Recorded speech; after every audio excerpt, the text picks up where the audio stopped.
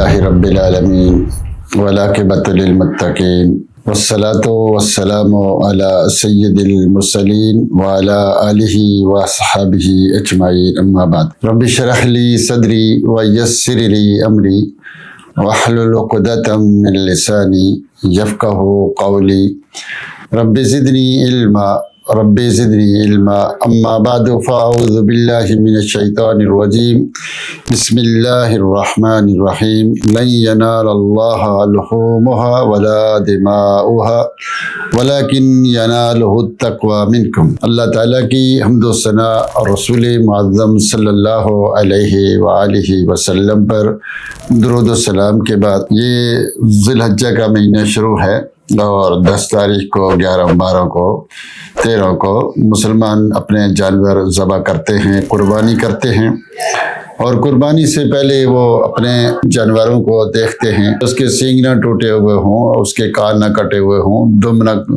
کٹا ہوا ہو جو جانور، اور اسی طرح وہ مسنہ ہو یعنی دانتا ہو، اور اس کا اونٹ ہے تو وہ 5 سال کا ہو، گائے ہو تو 2 سال کی، بکرا اور دمبا وغیرہ تو 1 سال کا ہو چکا ہو۔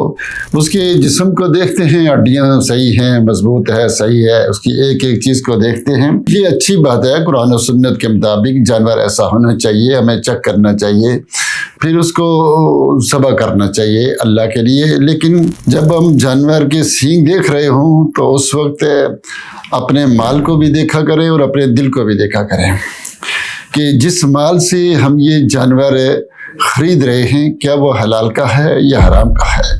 اگر وہ پیسے حرام کے ہیں، حلال کے نہیں ہیں، سود سے کمائے ہیں، جھوٹ بول کر، فراڈ کر کے، دھوکہ دے کر، تو یہ قربانی اللہ کو قبول نہیں ہے، کیونکہ ان اللہ طیب لا یقبل اللہ الا طیبا۔ اللہ کو صرف حلال کا مال چاہیے، صاف ستھری چاہیے۔ حرام کے پیسے سے قربانی کی ہوئی اللہ کو پسند نہیں، اللہ اس کو قبول نہیں کرتا۔ اس لیے اگر کوئی شخص حرام کماتا ہے اور وہ قربانی کرتا ہے اور میں اس کے ساتھ شریک ہوتا ہوں تو ذرا اپنے نظریے پر نظر ثانی کر لیں، کیونکہ پیشاب سے پیشاب صاف نہیں ہوتا۔ اگر جسم پر گندگی لگی ہے تو گندگی صاف کرنے کے لیے ہمیں کوئی صاف ستھری چیز چاہیے، پانی پاک چاہیے، تب وہ صاف ہوگا۔ تو جسم پر پہلے گندگی لگے پھر اس کو پیشاب سے دھوئیں تو اور گندگی پھیلتی ہے۔ اس طرح جو لوگ حج کرنے جاتے ہیں، قربانیاں کرتے ہیں لاکھوں کی، تو وہ پہلے اپنے مال کو چیک کر لیں کہ یہ حلال کا ہے یا حرام کا ہے، اور اسی طرح اپنی نیتیں بھی چیک کر لیں کہ یہ جو کر رہے ہیں، قربانی کر رہے ہیں، کیا یہ اپنے رب کو راضی کرنے کے لیے کر رہے ہیں یا دکھلاوا کر رہے ہیں کہ لوگ انہیں کہیں یہ بڑا اونچا مہنگا جانور ذبح کیا ہے، دکھلاوا ہے۔ تو یہ دکھلاوا شرک اصغر ہے، تو گویا وہ عمل قبول ہونے کے بجائے اور وہ شرک اصغر کر رہا ہے، اپنے اوپر جہنم کو واجب کر رہا ہے۔ تو اس لیے جو میرے بھائی، میرے دوست کیا کرتے ہیں، جانور ذبح کرتے ہیں، وہ پہلے اپنے ارادے، نیتیں، سوچیں، ان کو چیک کریں، اور یہ سب سے مشکل ترین کام ہے۔ اس کو بار بار چیک کرنا پڑتا ہے کہ میری نیت خالص اللہ کے لیے رہے۔ اگر کوئی جہاد کرتا ہے، حج کرتا ہے، نمازیں پڑھتا ہے، روزے رکھتا ہے، زکاتیں کرتا ہے، جو بھی عمل کرتا ہے، تو اس سے پہلے اپنی نیت کو چیک کر لیں، اپنے ارادے، سوچ کو، کیا یہ خالص اللہ کے لیے ہے یا نہیں، کیونکہ اللہ تعالیٰ کو کیا یہ گوشت وغیرہ نہیں پوچھتا ہے، لَن يَنَالَ اللَّهَ لُحُومُهَا وَلَا دِمَاؤُهَا، کہ اللہ تعالیٰ کو گوشت نہیں پوچھتا، خون نہیں پوچھتا، وَلَكِنْ يَنَالُهُ التَّقْوَى مِنْكُمْ، اللہ کو تو پرہیزگاری پوچھتی ہے، تمہارا تقوی، تمہاری نیت، تمہاری سوچ یہ پوچھتی ہے۔ تو اس لیے جب آپ قربانی کریں تو اپنی نیتوں کو چیک کر لیا کریں کہ یہ ہم اللہ کے لیے کر رہے ہیں یا کسی اور کو خوش کرنے کے لیے۔ اگر کوئی اور خوش کر رہے ہیں کسی اور کو کہ اللہ بھی راضی ہو جائے، فلانا بھی راضی ہو جائے، دنیا میں بھی واہ واہ ہو جائے، تو میرے بھائیوں یہ شرک اصغر ہے، اس سے بچیں، کیونکہ عبادت کے اندر شرک یہ اللہ رب العزت کبھی بھی معاف نہیں کرتا۔ اگر کسی شخص کا خصوصاً عقیدہ درست نہیں ہے اللہ کی ذات و صفات کے بارے میں، تو وہ قربانی کرتا رہے لیکن اس کی قربانی اللہ قبول نہیں کرتا۔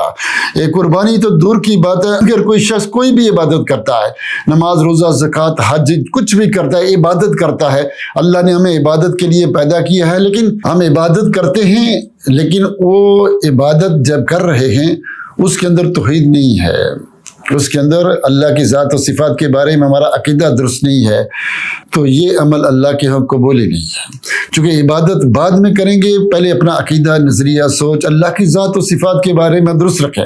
اگر معاملہ ایسا نہیں ہے تو جو مرضی کرتے پھرو، اس کا کوئی فائدہ نہیں ہے. اس لیے اگر کوئی شخص یہ چاہتا ہے کہ بلکہ میں یہ کہہ دوں تو بھی بڑی بات نہیں ہوگی کہ ایمان کوئی لانا چاہتا ہے، اسلام لانا چاہتا ہے، تو وہ اسلام لایا، ایمان لایا تو دیکھیں میرا اللہ کی ذات و صفات کے بارے میں عقیدہ درست ہے کہ نہیں.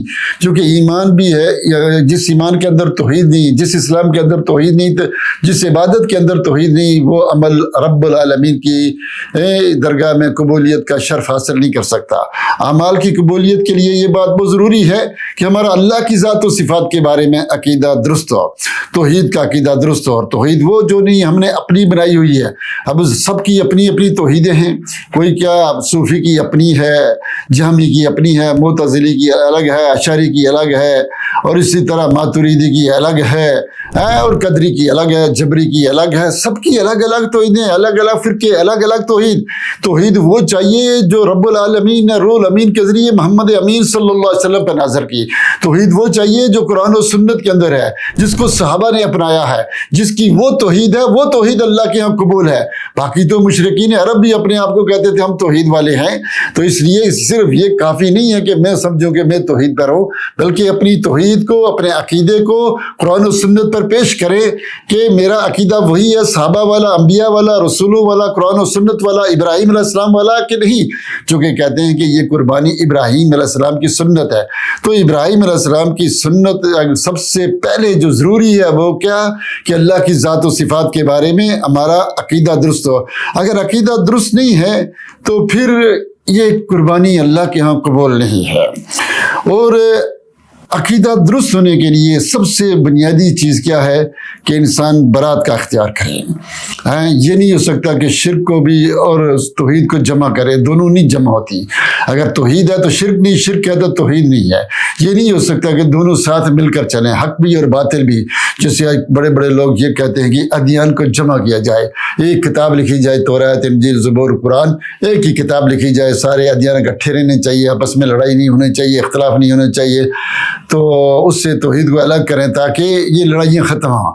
میرے بھائیوں، تو پھر اس کا مقصد یہ ہے کہ آسمان سے جتنی کتابیں اتری ہیں اور جتنے رسولوں کو بھیجا ہے اللہ نے، وہ تو اختلاف کے لیے بھیجا ہے. قومیں شرک کرتی تھی، اللہ نبیوں کو بھیجتا، رسولوں کو بھیجتا، آسمان سے کتابیں اتارتا ہے. قرآن کے سارے سپارے، ہر سپارے میں، ہر رکوع، ہر صفحے میں، ہر سورت کے اندر توحید کا تذکرہ ہے. قرآن کے شروع میں بھی، آخر میں بھی. وہ سارے نبیوں اور رسولوں کی زندگی کا نچوڑ یہ ہے کہ شرک کو الگ کر دیا جائے، اس کو چھوڑا جائے اور کس کو توحید کو اپنایا جائے. یہ جو نعرے ہیں کہ سارے ادیان اکٹھے ہو جائیں، اور خصوصاً مسلمانوں میں بھی سارے فرقے جو اکٹھے ہو جائیں کہ جناب ہم بھی صحیح، تم بھی صحیح، تم بھی اپنے کام کرتے رہو، میں بھی اپنا کام کرتا رہوں، سارے مل کر کانفرنسیں کریں، سب چاہیے.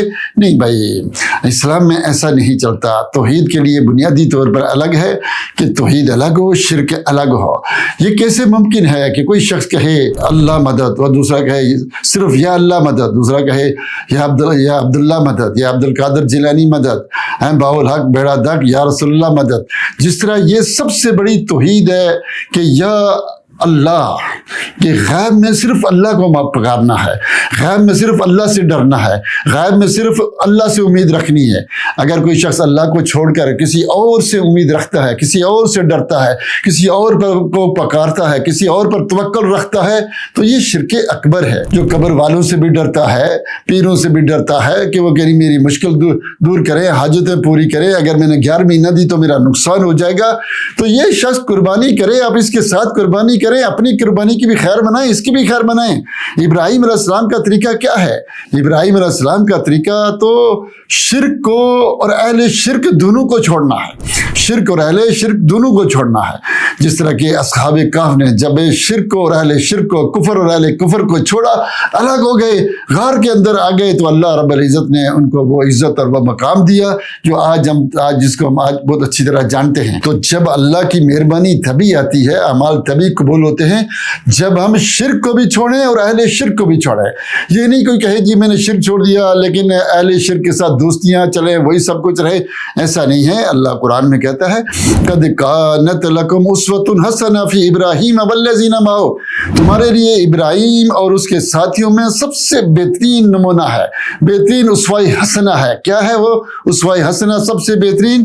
کہ اذ قالوا لقومہم انا براء منکم ومما تعبدون من دون اللہ، کہ جب انہوں نے اپنی قوم سے کہا کہ ہم بری ہیں تم سے اور اس چیز سے بھی بری جس کی تم عبادت کرتے ہو، یعنی تمہارے شرک سے بھی بری، تم سے بھی بری۔ کفرنا بکم، ہم نے تمہارا کفر کیا، تمہاری عبادت کا بھی کفر کیا، تمہارا بھی کفر کیا، تم سے بھی الگ، تمہاری ان بتوں سے بھی الگ، سب سے الگ۔ وَبَدَأَ بَيْنَنَا وَبَيْنَكُمُ الْعَدَاوَةُ وَالْبَغْضَاءُ حَتَّى تُؤْمِنُوا بِاللَّهِ وَحْدَهُ، ہمارے اور تمہارے درمیان جنگ شروع میں، نفرت، بغض، حسد، جنگ شروع ہوگی۔ کب تک رہے گی؟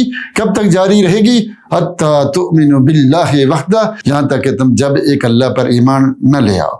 جو توحید ابراہیم علیہ السلام کی ہے، جو رسولوں کی ہے، جو نبیوں کی ہے، جو صحابہ کی ہے، وہ یہ ہے کہ حق الگ ہو، توحید الگ ہو، شرک الگ ہو، شرک سے لڑنا ہے، کفر سے لڑنا ہے، ان کو اکٹھا نہیں کرنا، سارے فرقوں کو اکٹھے نہیں کرنا کہ یا علی مدد کرنے والے بھی صحیح، یا اللہ مدد کرنے والے بھی صحیح، نہیں، ان سے الگ، شرک کو بھی اور اہل شرک کو چھوڑنا ہے، پھر اللہ کی عبادت کرو، وہ عبادت اللہ کے ہاں قبول ہوگی، پھر تمہارے نمازیں، تمہاری زکاتیں، تمہارے روزے، تمہارے حج، تمہاری قربانی اللہ قبول کرے گا۔